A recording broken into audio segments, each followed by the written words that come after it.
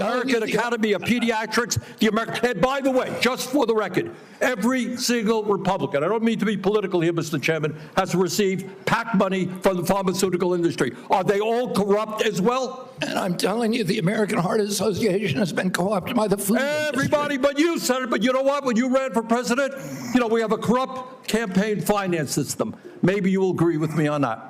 Okay, you were already president, you got $1.5 billion behind it. You received $300,000.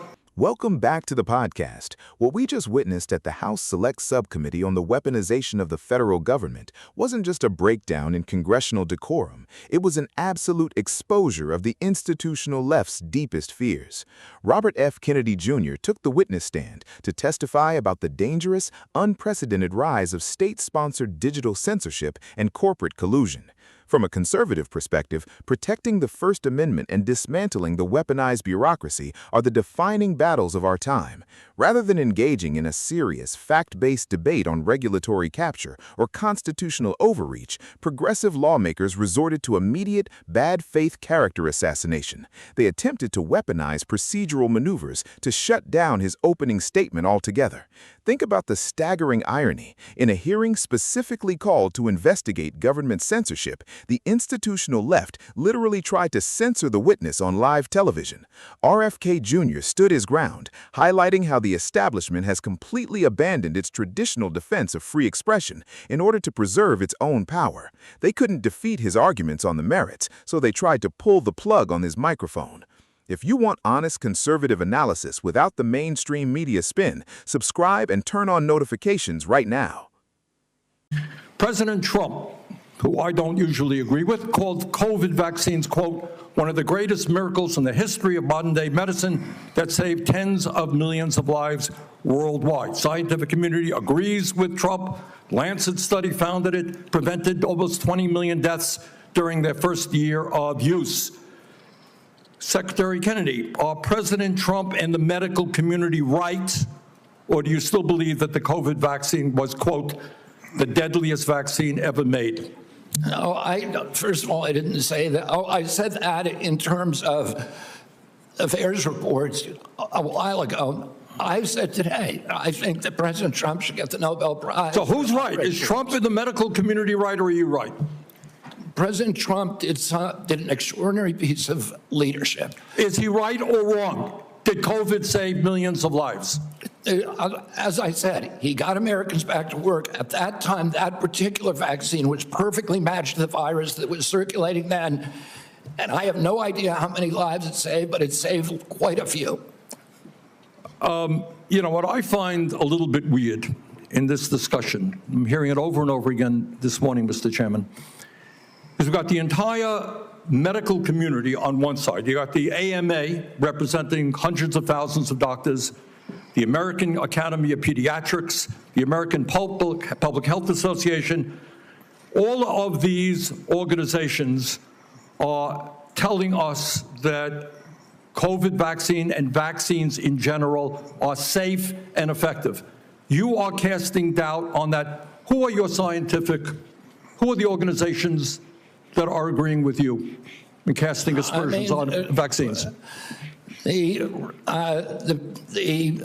primary advisors are Marty McCary, Jay Bhattacharya, Dr. Oz, Vinay Prasad. So you got a few doctors who agree with you, and I'm giving you the name. Not a few doctors. What you're talking about is there's a big difference, Senator, between established science and the scientific establishment, which has been co-opted by the pharmaceutical industry. So you're telling the American people that the American Medical Association, representing hundreds of thousands of people, have been co-opted and that they should not trust their doctors. And I'm the American Academy of Pediatrics, and by the way, just for the record, every single Republican, I don't mean to be political here, Mr. Chairman, has received PAC money from the pharmaceutical industry. Are they all corrupt as well? And I'm telling you, the American Heart Association has been co-opted by the food Everybody industry. But you, Senator. But you know what? When you ran for president, we have a corrupt campaign finance system. Maybe you will agree with me on that.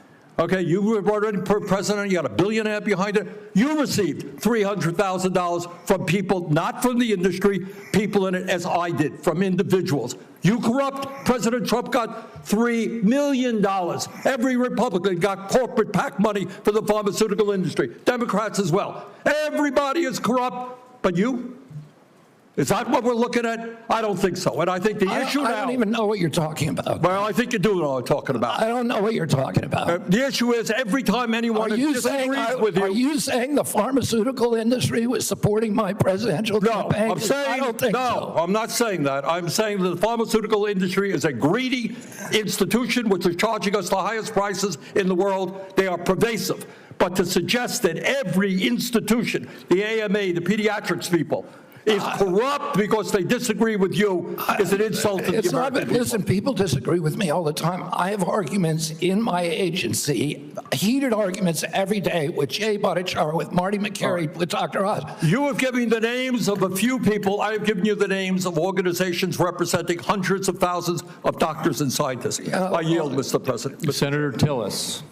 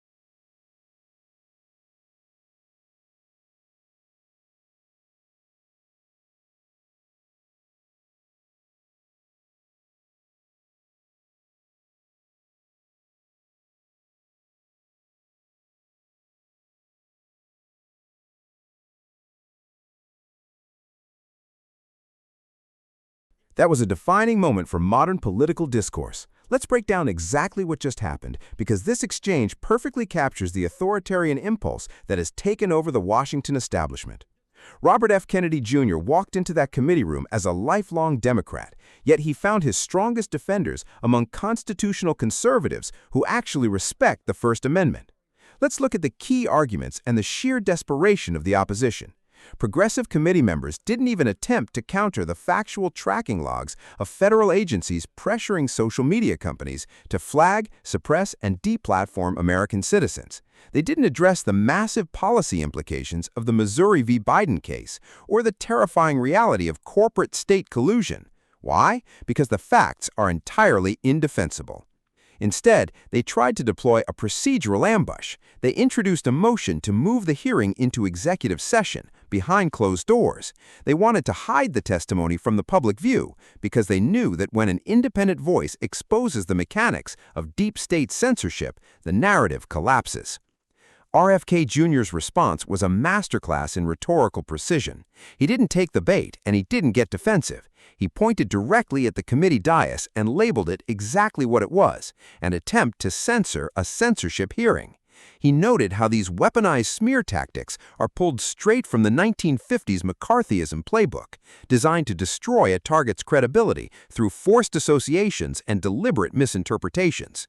Conservatives would absolutely agree with his core thesis. Once a government assumes the power to decide what is misinformation and shuts down dissenting views, free society ceases to exist. The left used to pretend to champion free speech, but as we saw on full display, their current bias is to kick people off the platform if they challenge the state's preferred narrative. How will this affect public opinion? It is going to severely backfire on the establishment. Regular Americans watching this won't see a regular partisan debate. They will see a petulant, out-of-touch political class trying to silence a witness because his testimony threatens their institutional control. When you try to shut down a man's speech on live television, you aren't proving him wrong. You're just proving that you're terrified of what he has to say. The policy implications here are massive. This hearing underscores the urgent necessity for robust legislative firewalls to prevent federal bureaucrats from weaponizing algorithms against the American public. The establishment thought they could bully and intimidate RFK Jr. into silence, but by standing firm alongside conservative defenders of the Constitution, he exposed the left's total panic and delivered a massive victory for free speech.